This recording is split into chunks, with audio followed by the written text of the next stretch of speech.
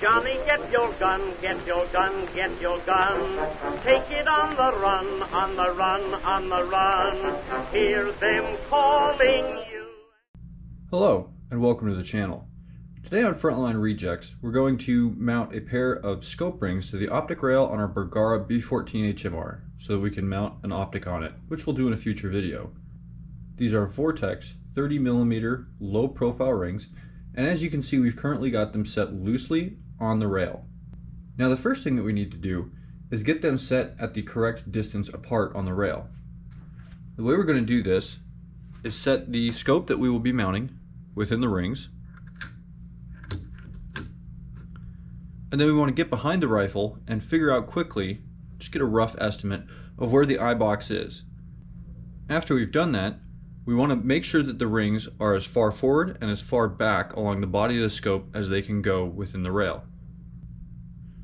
Now that we've figured out the position of our scope rings, we're going to go ahead and take these nuts off, and you will notice that we have the nuts positioned to the left side of the rifle. On a bolt action rifle, I prefer to have the nuts facing to the left so that they don't interfere with any sort of ejection on the right.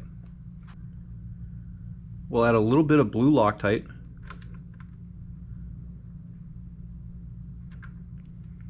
and replace the nut.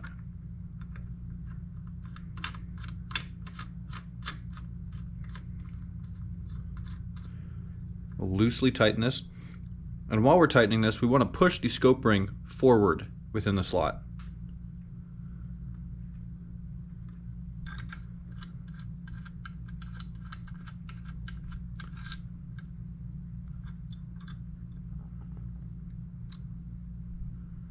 And we'll do the same on the front.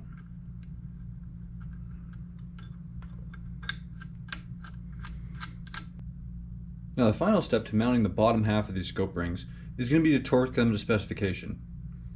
Now most scope rings will come with a torque spec listed within the packaging, and these require a torque spec of 35 to 45 inch-pounds.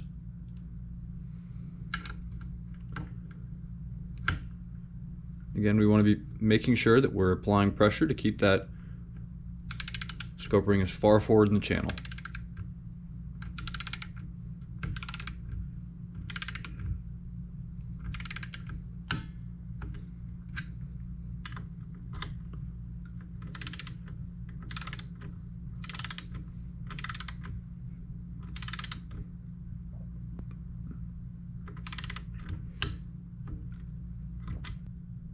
As you can see here, we have the top half of the scope rings set loosely on the bottom, and we won't be mounting these right now. We'll be covering that in our next video, which is going to include mounting the optic to the rifle.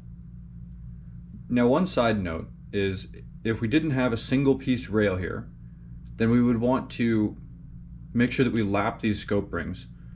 We're not going to cover lapping today because, as I said, we do have this single piece scope rail at the bottom, but if we had each of these rings set directly into the threaded holes on the receiver, or if we had separate sections of Picatinny for the front and rear, then we would want to make sure to lap the scope rings so that they're perfectly in line with one another. We may cover that in a future video, but we won't at this time. Thanks for watching. We hope to see you next time.